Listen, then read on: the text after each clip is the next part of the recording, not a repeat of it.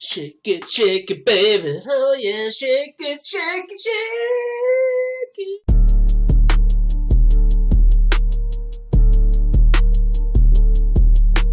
True or false?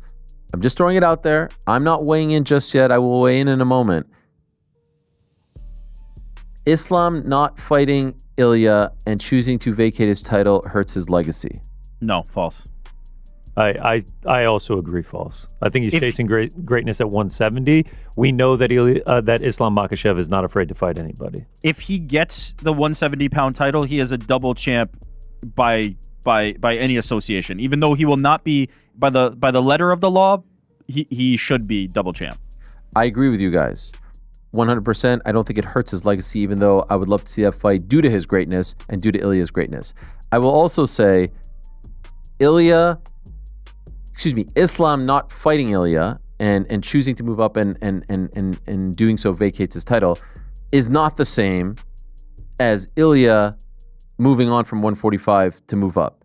And for that, allow me to explain. Number one, you cannot compare Diego Lopez or Movsar Evloev to Ilia Topuria. Meaning, Ilia had those guys waiting in the wings. Islam had Ilia waiting in the wings. This is a gigantic fight. These are just two other fights, you know, just and lesser fights in terms of stature than the ones he just had, which is Volk and Max Holloway. He has been complaining about weight cutting. Him, not as much. All right, no one wants to weight cut anymore. He's done the job. Fine, you move up to 170. No big deal. This fight here, meaning Islam Ilia, is one of the most lucrative fights in the UFC. It is not as big as Islam versus JDM.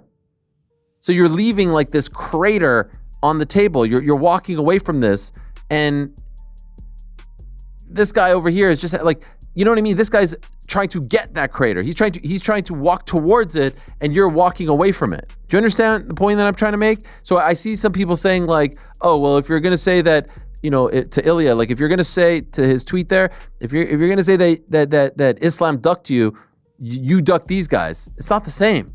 He walked away from the belt to fight the number one contender. Now this guy's walking away from 155 to fight the new champ who's incredible, who's on an 18-fight winning streak, but I don't think that the two scenarios are the same.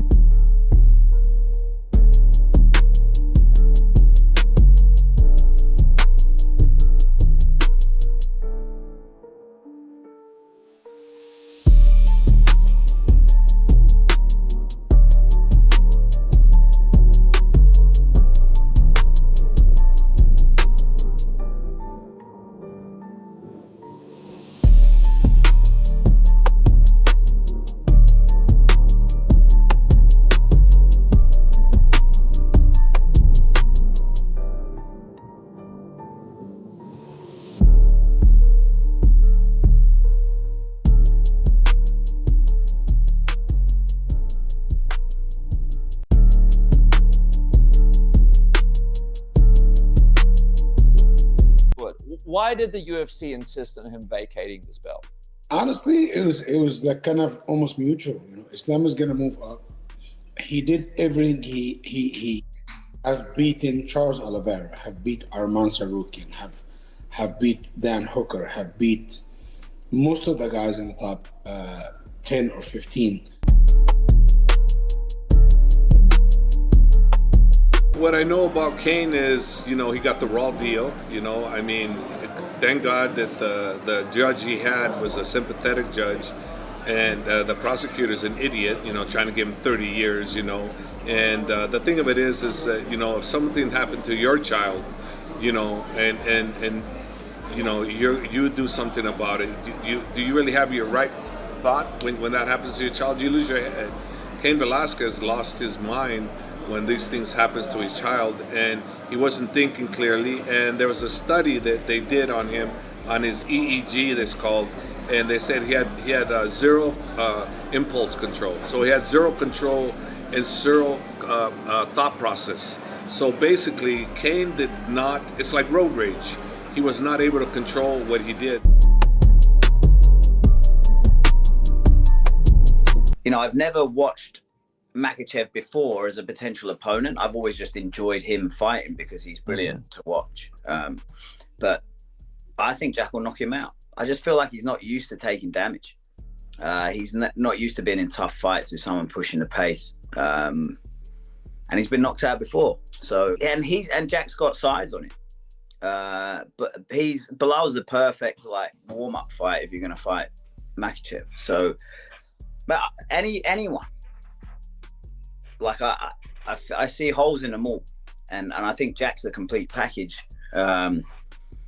Add to all of his skills, the chin, and then just the pure will and grit to get the job done. I feel very confident going into that fight. Really, his grappling is some of the best we've seen. I've got to be extremely prepared, but I believe I've got the skills to beat him. So it is obviously I'm going to have to work extremely hard. We're going to have to really think about the best route to victory, but my team fully believe that we've got the skills to beat Makhachev, and I'm really excited to take on the challenge. Вспоминаешь Топурию, это представитель Грузии, очень известный сейчас боец. Ты с ним вроде как давно знаком, он тренировался в Альстаре вместе, вот до еще его всей известности. Когда вот тренировки ты его видел, ты видел этот потенциал в будущем? Ну, конечно, просто тогда, в то время, этот был он хорошим топовым бойцом в Брейве, как и я, мы оба там выступали. Видно было по нему, что он такой пахарь и хочет добиться чего-то в своей жизни. И парень добился всех высот, которые можно было в этом спорте добиться. Ну, а как себе, вот многие как-то чуть недолюбливают из-за высказывания, ну, а другие понимают, что это как бы он промотит свой бой, это как бы делает его известным. Ну, если все молчали бы, такого интереса, наверное, и не было бы. Ну, сам в жизни я встречался с ним, сидел, мы кушали и разговаривали. Порядочный парень, достойный парень.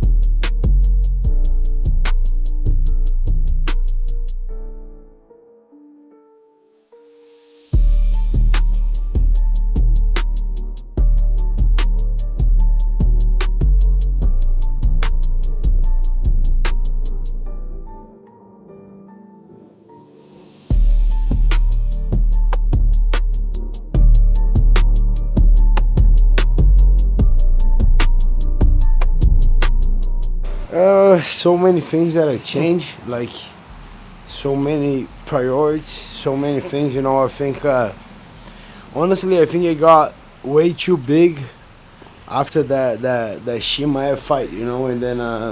Why? And if you don't mind me asking, why do you think? What happened there? I think it got a lot of fans. It got a lot of recognition. What is not a bad thing. Rightfully so. You know, it was good. A lot of opportunities, couple sponsors. You know, the fans recognizing everywhere, and it built up my platform to a different level. You know. So, but then you kind of get caught up with these a little bit, like making money, traveling, and that, getting recognition, and I think that kind of took me a little bit away, slowly away on my path that. You know, that Doreen that trains hard, that want to become a champion, was not a bad thing to kind of have that financially grow. Right. But it kind of took me a little bit out of my path, you know. So, and then slowly after those couple losses, it was kind of actually very good for me to reflect on that, see what I changed, and kind of start correcting that a little bit, putting my priorities first, get my relationship with God kind of like to a place that I never been there. Right.